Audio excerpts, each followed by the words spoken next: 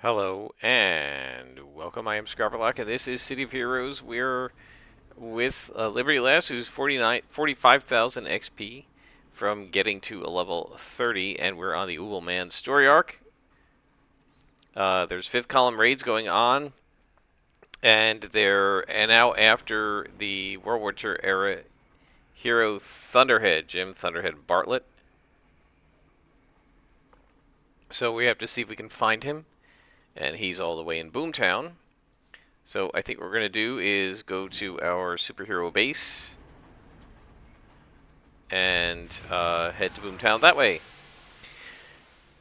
So this mission with Jim Thunderhead is it can be hard to pull off, but we do have taunt because Jim is a typical City of Heroes NPC and typical City of Heroes blaster, PC or NPC. Haha. Just kidding. Those of you who play blasters, I'm just kidding. But he's certainly a launch blaster. The types of things people were doing back when we were in Boomtown for real at level 14 or 15, where they would just blast anything in sight and have absolutely no regard for aggro management at all. And that's pretty much what the NPCs do. They don't manage aggro, they just blast the nearest target. And if you're caught up with a different spawn and you've got your back to them or whatever, they don't care. If one of the guys they're battling runs off toward a third spawn, they will chase him blindly. And so it's very hard to keep these guys alive, but we do have taunt. We can try to pull them back from him. We'll see how it goes. Obviously, we want to defeat everything except the guards of Thunderheart, because if we free him when there are a whole bunch of other NPCs around, then he's probably going to over aggro and die, or at least get defeated. And that defeats the purpose of rescuing him. So we're going to have to just sort of be careful and try to manage aggro as best we can. It's much easier to do this than with the Stalker, because we do have the taunt power.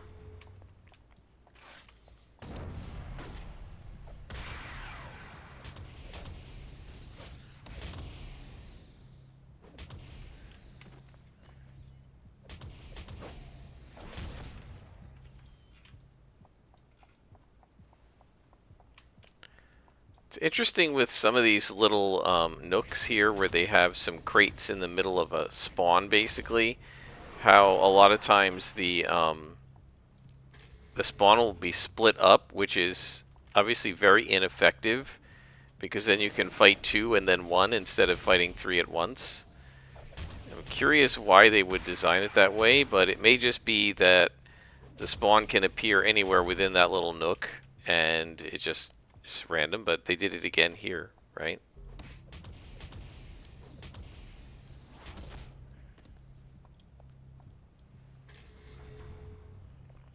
Oh, and there's Tembler. So there's no way to defeat anybody else. We're going to just have to go in there and, like, we can't defeat the rest of the mission. I don't know if we'll need to. We do not need to worry about taunting. The doors are closed, so actually it might be alright. We do not need to worry about taunting these guys at this point, because Tembler cannot be harmed while he is a captive. Before we free him, he just sort of stands there and they threaten him, and they will like raise their fists at him, but they will not actually damage him in any way until we free him. Now he's damageable, so he's going to follow us. Come on, Jim. Jim Bartlett, not Jim Tembler. Where did I get Jim Tembler from? That's a different character, sorry. Thunderheart. Or Thunderhead. Fortunately, I guess by random chance, he ended up right near the entrance. So we may not get ambushed at all. That was just luck, I guess. There's multiple places he can spawn. I'm used to him spawning further to the back of the mission. So that was a really quick mission. Actually pretty good, because that kept us from getting too much XP. We're already only 2 beads, less than 2 beads from the end, right? We have this bead we're currently working on, and then the last one. So we're very close to leveling here. Then he says he got another anonymous tip. This time, it's a normal fifth column operation. They're not looking for documents, but we've got to stop the raid, right? So again, you can see here how some of the missions, like rescuing Jim Tembler, will get you clues and are important parts of the story. And then other missions are just, here, go stop a raid. By the way, and I mentioned this in other playthroughs, as you can see here, these things where they're rebuilding, it looks like, right? They've got cranes and they're starting to rebuild Boomtown. This was not part of the original launch version of the game. This is, I think, was their attempt to eventually start doing here what they did in Fault Line. You can see they're ready to plant some trees and everything. And the idea was, I think eventually they were going to try to have this zone get renovated much like Fault Line with a set of Boomtown specific missions. Because right now, Boomtown is a dead era. We have been disconnected from the server. Interesting. All right, hang on, guys. Let me pause and see what happened. All right, so we are back. I do not know what happened there. We need to go to Steel Canyon. Oh, we can just go right through the doors. I was going to go to the base, but there's no need to because we can just go right through the doors, and we are already in Steel Canyon.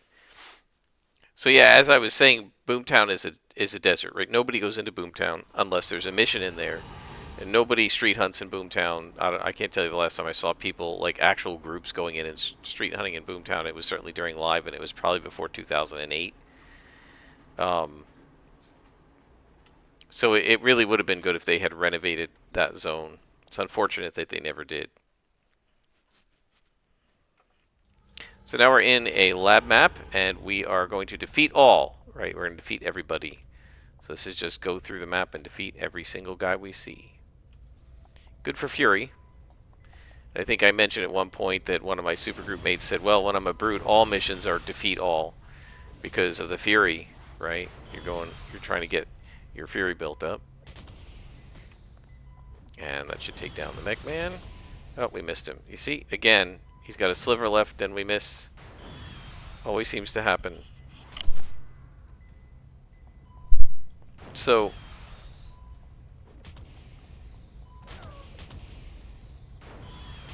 one of the things I like to talk about on this channel is other role-playing games. We've been talking pretty much exclusively City of Heroes. So why don't you guys, in the comments, if you feel like it, let us know what other role-playing games do you like to play. Are there ones you might want me to chat about? And online games, it could be. I've played a few others. Saga of Rhizome I played for a while, which was a French game. It wasn't in French, but it was hosted by a French company. Star Wars: The Old Republic, Star Wars Galaxies. Played a little bit of Champions Online, but didn't like it as much as this game. What other MMOs did I play? I played some Vanguard, Saga of the Heroes.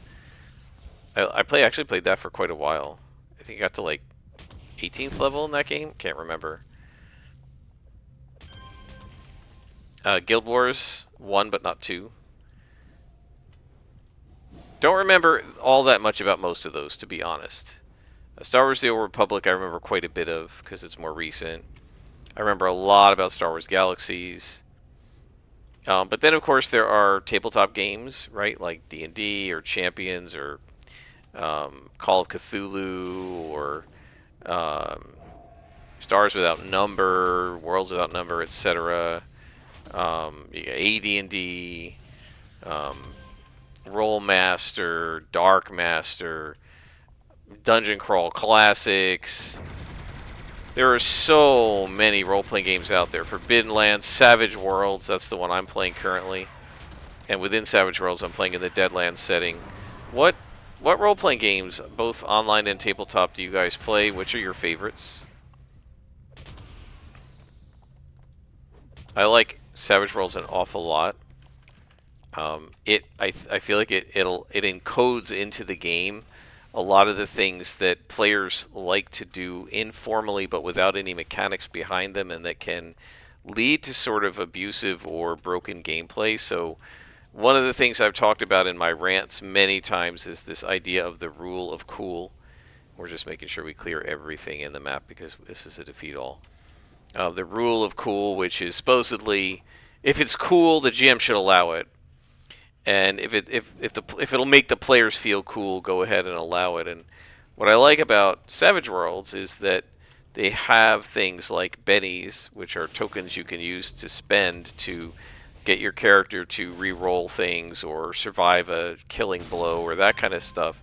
Instead of just the GM fudging rolls to make it cool, you can actually spend an in-game resource that's essentially a coolness button, a coolness token, and you get 3 kind of coolness tokens per session, and then you can earn more through roleplay, right? Through if you do really cool stuff, the GM can give you a coolness token to use later to do more cool stuff, which is pretty cool. They call them bennies. And then there's like an extra cool token called Conviction, which you can use to add all kinds of bonuses. Bennies are great. They let you control the roleplay a little bit, and in various ways. The GM will let you, alter the roleplay. Kimber, what was one of the players asked me something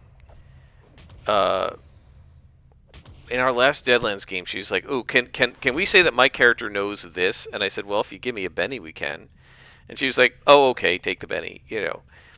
And so the idea is, yeah, your character can be cool, but it costs a Benny to do that, right? It's basically going to cost you a coolness token. And you can't just be cool whenever you want. You can be cool under certain rules and regulations, right? You can be cool for a cost of one of these tokens, which you can only do a certain number of times per session. But everybody gets them, which means everybody gets to be equally cool in each session. And I really like that. And it's your decision. Oh, there's our first werewolf. It's your decision as the player when you want to use these bennies, the tokens, the chips, to do something awesome. And some players like to use them for like re-rolling stuff offensively. Other players like to use them to soak damage. Other players may like to use them for guiding and sort of altering their role play. And all of this gives the players so much control over how cool their character can be that the GM, like as a GM, I've never needed to fudge ever in our Deadlands game, and we've been playing for like 9 months now. There's been a lot of really tough battles. In the last session, which was almost 2 weeks ago, we're just getting ready to start another session in a couple days. In the last session, they fought this metal automaton that had so much toughness, and it was had heavy armor that only heavy weapons can affect it, and they only had one heavy weapon, which was 6 of dynamite. And they used bennies to get the dynamite to work. So my best friend threw the dynamite, rolled the damage, and it wasn't great. It was okay, but it wouldn't have even shaken the thing. And he said, "I'm going to use a benny to re-roll that." And he re-rolled it, and he aced 2 or 3 of the dice, and he ended up like doing like 20 damage above the thing's toughness, which in Savage Worlds is a lot of wounds, and it could only take 1 wound, so it was destroyed, right? And it was this really cool moment. It was very much a rule of cool moment, where he just took a bundle of 3 dynamite sticks, lit them on fire, threw them, and blew up this indestructible thing. And it was all done within the rules. As a GM, I didn't need to fudge anything or say, "Oh, well, I'll allow it because it's cool." Instead, it's like, yeah, you can re-roll. You used a Benny, right? In a regular role-playing game that doesn't have those tokens, you'd roll crappy damage, and you're stuck with it. So as a GM, I would have to be like, "Oh, it blows up," and fake the damage, right? Fake how much toughness it has or how many hit points it has. I didn't have to do any of that. They decided, we want to be cool right now. And 2 of them did support rolls for him, and I think 1 or both of them re-rolled their support roll with bennies. They got a single success. I'm going to re-roll. I can do better. One of them didn't actually do better. The other one did, and so he had a like +3 to his roll, because one of them gave him +2 and the other one gave him a +1. Or maybe he had all +4 to his roll. They all teamed up. They did support together. They used bennies for their support rolls. to improve that, and then with his bennies and his successes, he managed to do so. They basically spent a bunch of these coolness tokens to have a really cool moment and blow up an almost unbeatable automaton. It was awesome. And they didn't have to fake anything or say we'll use the rule of cool. They just used their bennies. And so I really like that Savage Worlds has this built into the game. And one of the things, as much as I love the game Champions, I think I might have a hard time with it unless I found some way to house rule some kind of a Benny system, even in a very limited way, into or some kind of inspiration system into Champions, right? Give everybody a token and say this allows you one free reroll every session or something, so that they can do a little bit of that, which you can do in Savage Worlds. Now you might say, or you could just use the Superpowers Companion for Savage Worlds. True, except guys, I can't play a superhero tabletop role-playing game that's not Champions. Champions just makes too much sense to me as a game and the way powers work, and I would not be able. I just don't think I'd be able to do Savage Worlds superpowers instead of Champions. But I do think I would want to have some kind of token that I could provide to my Champions players, even if the whole team just gets a single token that acts as a Benny, something that lets them do a reroll, or reroll skills, reroll damage, reroll to hit, or alter the role play. I wouldn't let them use it to like soak damage, but I might let them use it for other things because I don't want to change the damage mechanics in Champions, but allowing people to do a reroll doesn't really change the mechanics, and allowing them to alter the roleplay has nothing to do with mechanics, and that allows the players to be cool, but in a regulated way that makes it more predictable. And because the game is designed for that, and by the way, the GM gets coolness tokens too. I get 4 bennies with 4 players, and enemy wildcards get 2 bennies. So I can do that too to make the game more dramatic and to really ensure that the storytelling is going the way we want. Both players and GMs can call for rerolls to make the game more interesting and dramatic, so that you don't have this like awesome boss come in and threaten and make this really great speech, and then he makes his roll and rolls a 2 and doesn't do anything. All right, I'm re-rolling that with a Benny so that the speech doesn't end up being silly, but he can back it up with that re-roll. So this is something that both the players and the GM can do, and I really like that it's codified into the rules. So anyway, that's just an example of a role-playing game that has a mechanic I like. And please feel free to post your comments of role-playing games that have cool mechanics. Did I get stuck? Cool mechanics that you like. And if I played them, we can chat about them here. And if I haven't played them, I'll probably put them on my list of things to check out. One of the dumb, potentially stupid things that I do is I like to collect role-playing game rule books with the hopes of someday playing them and the expectation that I probably never will. On the other hand, I thought that about Savage Worlds, and I'm now playing in running two Savage Worlds campaigns for my group. One of them is the live game that we play every 2 weeks over Zoom, and the other one is a play-by-post that we've been playing for like 3 months now.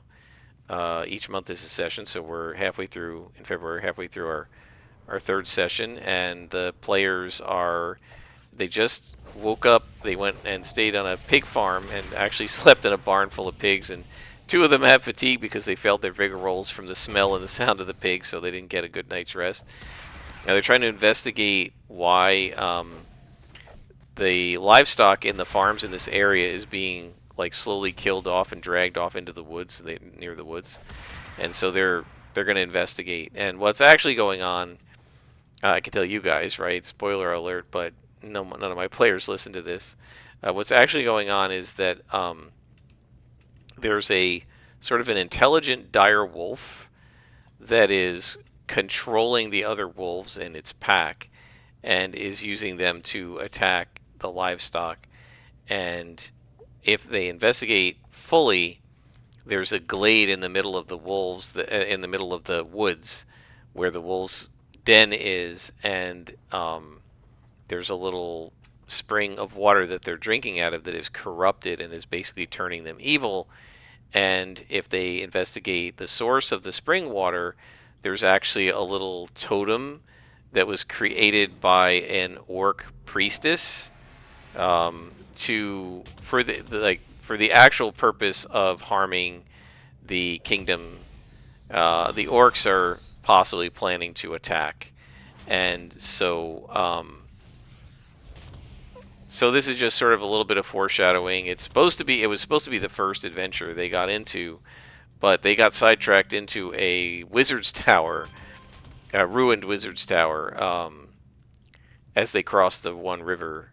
And I just told them that there was somebody moving in the tower, and they got all they thought it was a kid, and somebody lied. One of them who wanted to go over there lied and told the party there was a little child in there. Why do I keep missing even with 95% or 75%? Okay, it's not too bad, but jeez, again, it's like when I have 95% I hit, when I have 75% I miss. Anyway, they went over to the tower because they thought there was a kid there and they were trying to save the kid. And so that completely sidetracked them for 2 months, which was hilarious. But now they're on what I thought was going to be the first adventure, which is to see what's going on with the wolves. And it's just sort of a short mini adventure. I'm not sure how timing is going to work in the play-by-post. You know, that like what I think is a short adventure could take a couple months.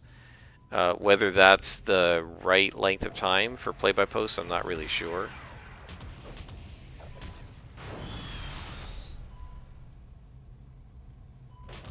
So we'll just have to play it by ear and see, I guess.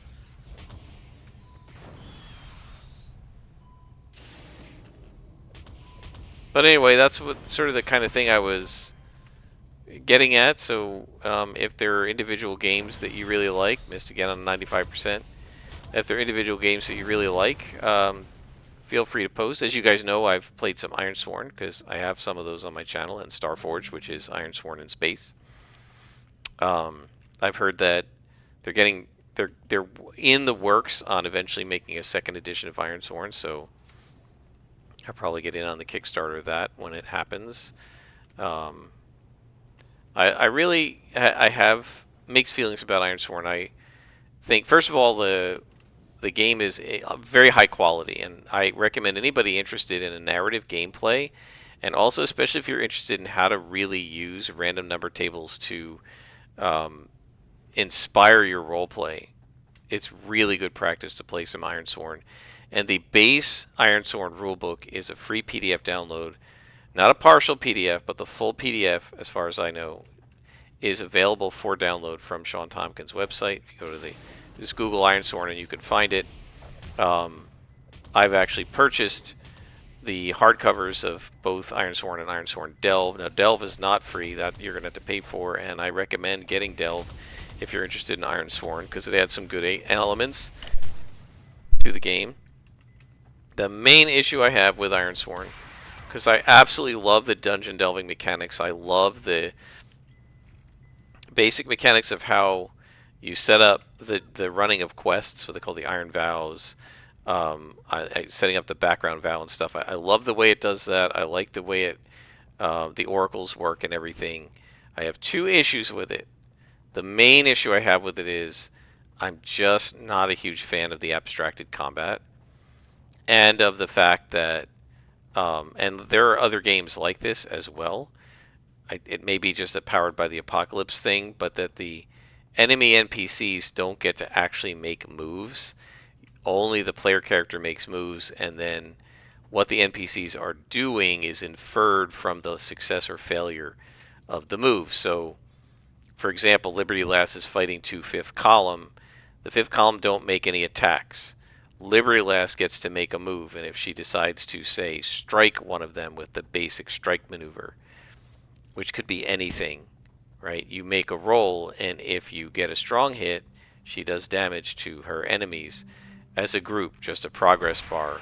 But if you fail, or if you get a weak hit, which is a success with a partial failure, a partial success, you lose initiative, which means you lose the ability to make offensive moves, and you have to pay a price. And so what you're supposed to do in the narrative is narrate how, okay, Liberty Lass has lost the initiative, and so if she, say, is as part of paying the price, takes a wound or so takes some damage, you would narrate that she took damage from making a strike and missing because as part of the miss, she was counterattacked and one of them shot her or punched her or whatever. And so I find that type of combat not super fulfilling. I like a grid and miniatures or tokens and measuring range and range modifiers and all that sort of Champions-esque stuff that I grew up loving when I was younger. And so there isn't really any way to do that in Ironsworn, and combat is such an integral part of most role-playing games to me that I found the game not as satisfying in combat as it was out of combat. And so that's one of the reasons I stopped playing it. Now, I don't know what the new system would be like. I suspect strongly that it will always be the case that you won't that'll be abstracted and that the enemies will not be able to take actions, but rather they will be sort of the actions they take will be a narrative response by you to how your character is doing in the battle. I hear a glowy. So so that's one issue. The other issue I had with Ironsworn was, although I love the way the quest generation works and the way marking progress works in the sort of just basic as a basic system, I felt like so the way it works is you get these 10 checkboxes, and you complete the checkboxes when you get 4 lines drawn through them. And when you have an easy thing, it's called a troubling task. You've got 10 checkboxes of progress. When you can try to see if you've completed your progress before you get to 10, but when you get to 10, you're supposed to check to see if you've succeeded.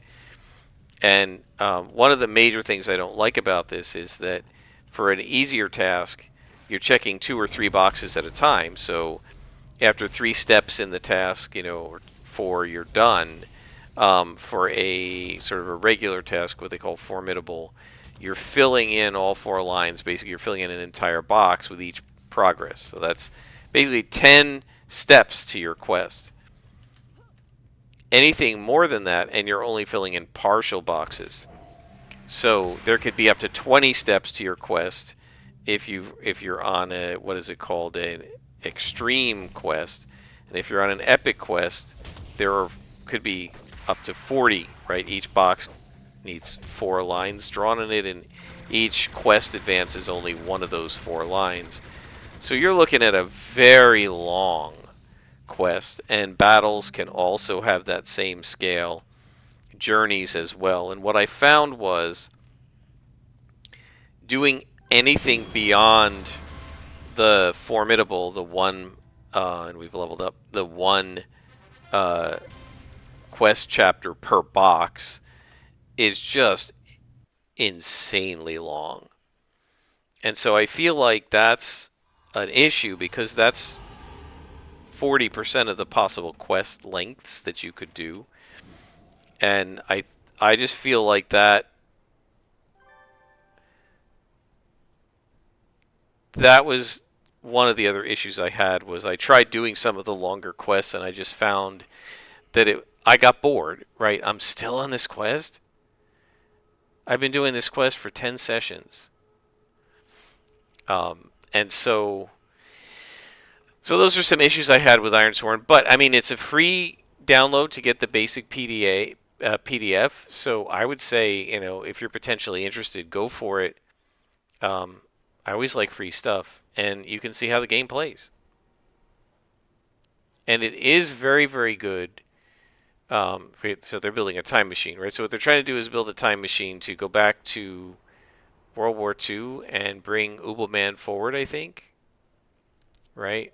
Whoever Ubelmann is, uh, we got a good shot at catching him. So he's trying to go back in time and make it change history so that Germany wins World War II.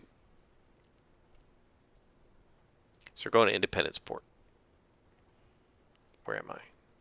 Here we are. So we'll do one more mission and then we'll stop.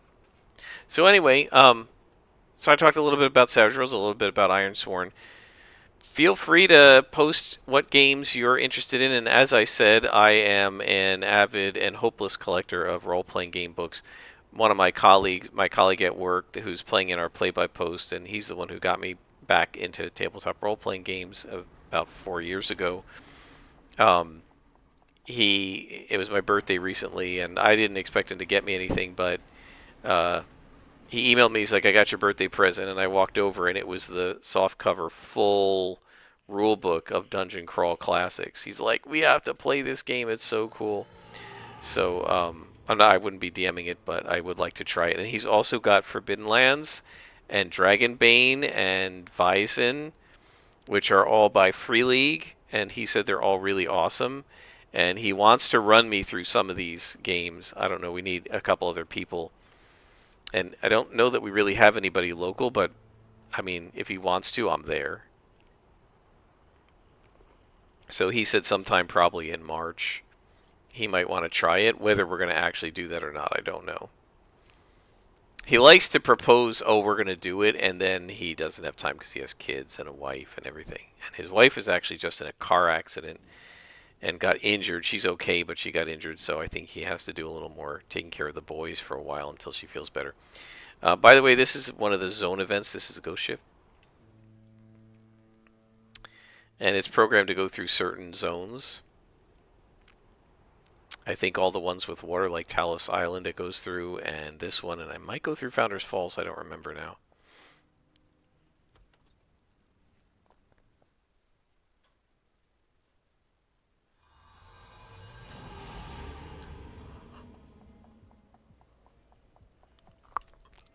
All right, so we have to get 5 time machine parts.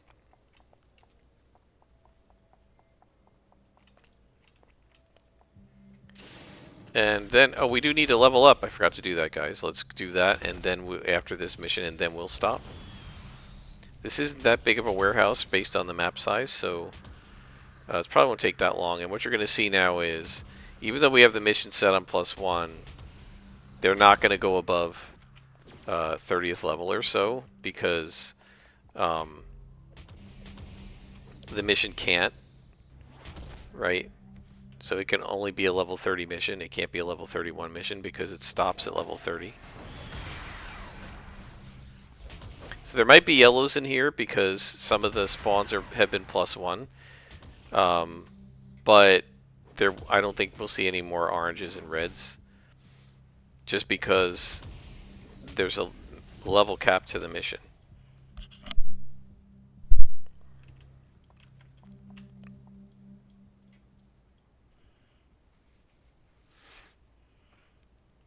So regarding other games in terms of MMOs, I guess other than City of Heroes, my favorite was probably Star Wars Galaxies. The original launch version of Star Wars Galaxies, not the combat upgrade and rebalance, and definitely not the new game experience. I quit the day that went live.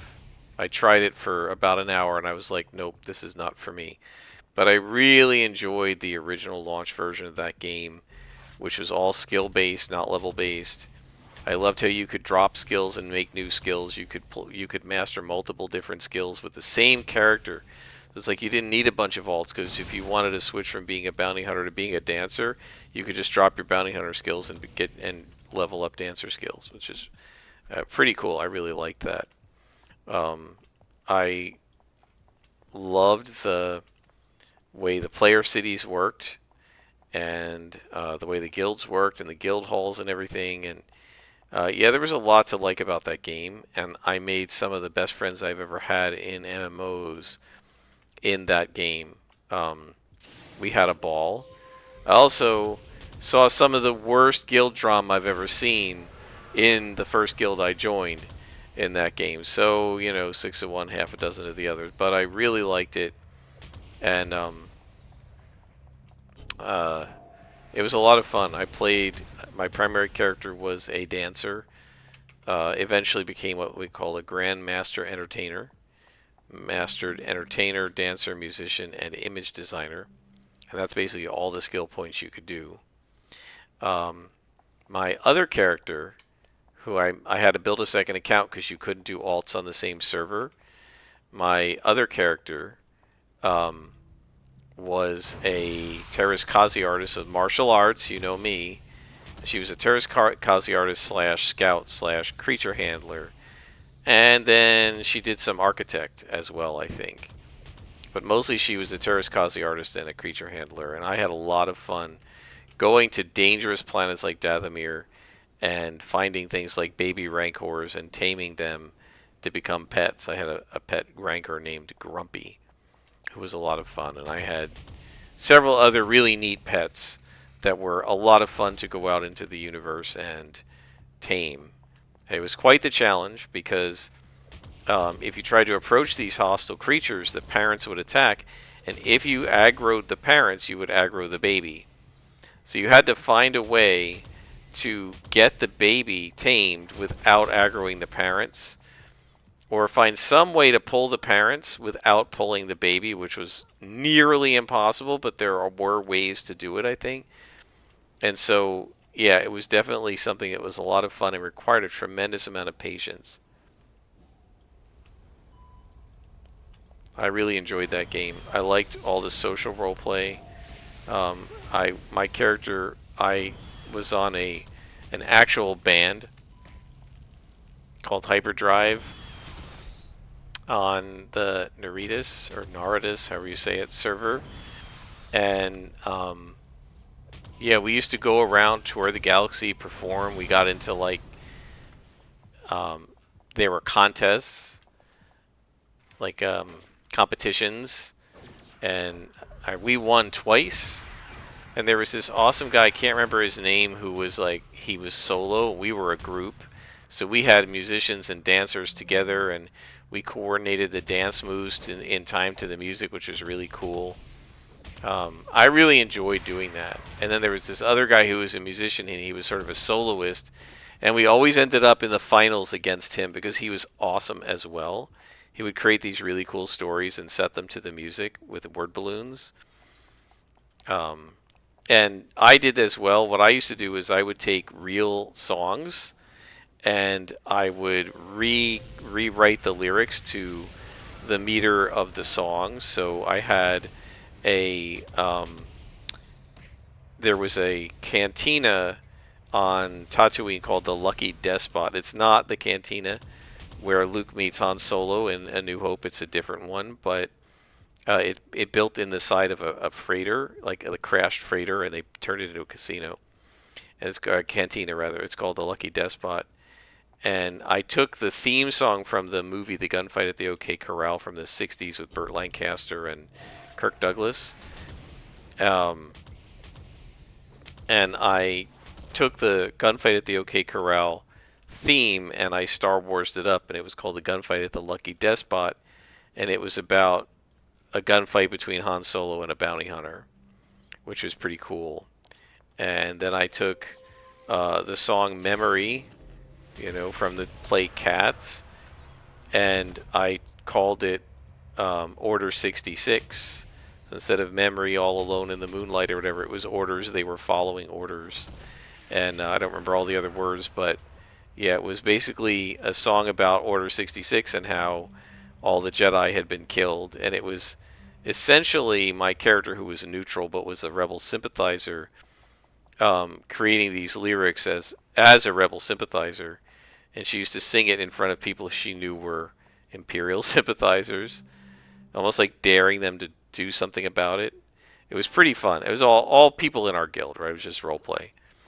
Um, and then I think what was the other one that I had? I remember my friends liked it so much that after I had quit, it was like 6 months after I was in, maybe more after I'd stopped playing. One of them emailed me and said, "Can you send me the routine you had?" Because I had it on like a script. Because you could kind of upload scripts of actions to Star Wars Galaxies and like macros, and so I had it on some sort of a macro where I would just start the program, and then I could like type my roleplay into the roleplay window or my group chat into the group chat window while our characters were doing the script, and so I think I can't remember if I had to manually type the lyrics or I copy and paste them in or something like that to do it correctly, but anyway, this friend of mine emailed me and he's like, "Can you send me the script?" I'm like, I didn't have the script anymore, but I had the lyrics. He said, "Well, all right, send me the lyrics. I'll figure it out." And I still had the lyrics like in a text file for some of these songs. And so one of the things that people liked is that the songs actually, the word balloons that I was posting up were, they actually sounded, they rhymed and everything, and it in time to the music, it really felt like a song. And so I think people enjoyed that, and that's why we won our um, the entertainment, the sort of music and dance competitions so often. It was a lot of fun, that game. A lot of fun. And it took me hours and hours to come up with the music and the dance moves for and I couldn't run both. I could only either lead the dance or lead the music. So if I was leading the music, I'd have somebody else run the script for the dancing, and if I was leading the dance, somebody else had to do the music. So when it was my lyrics, usually I was leading the music, and when it was my playing the manda violin, and when it was when I wasn't doing the lyrics, then I would lead the dance and let somebody else do the lyrics of their song. It was a lot of fun. I really enjoyed that game. Let's train up to a new level of power. So let's see. Let's see what we got here. This is a toggle that gives us defense. So this is our defense toggle. Then resurgence is a click power and gives us healing, endurance, recovery rate, recharge rate. Very nice.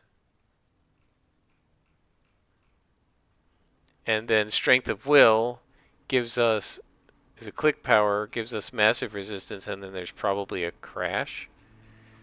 Would be my guess. Maybe not. Usually there's a crash at the end of these. So these are click powers. This is a toggle. Man, another toggle. Let's go ahead and grab it so we can start slotting it. And so what we're going to need now for this toggle is a reduced endurance. And I think we already have that in our recipes. We get free Taylor sessions and a free respec, and we're level 30, guys. We do have reduced endurance. So what we need for it is inert gas and a stabilized mutant genome. So I got to see if we have that available in the base. I think we do. And if we do, then we can go ahead and craft our enhancement for that slot, and then it'll go in and stay in there permanently. Now we do have a natural enhancement that we could go put in there. It's a level 29, but and we have a level 31. We could throw that in there, but let's see if we can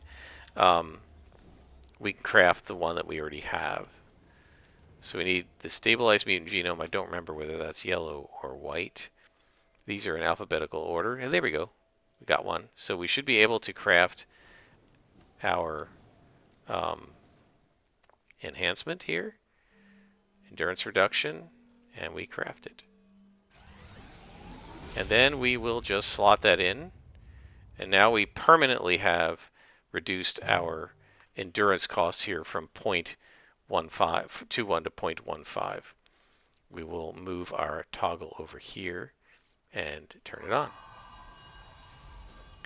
And now you'll see that we are getting some defense. And if you remember, the recipes we have, we got some Kismet, which is also defense, right? So this is defense recharge, and this is endurance recharge on the defense power. So it's possible that I may want to 5-slot this and use Kismet on it. We'll just see what happens, and we'll see how it goes. We are going to want to slot it because it gives us some good defenses against energy and psionic, which is, or does this give the psionic? No, the psionic comes from something else. Okay. So, yeah, that's where we are for right now. I think this is a good place to stop. We're level 30, and we're going to be probably, hopefully, in the next episode, finishing up the Ubelmann story arc. And until next time, folks, I am Scrapperlock, and this has been City of Heroes.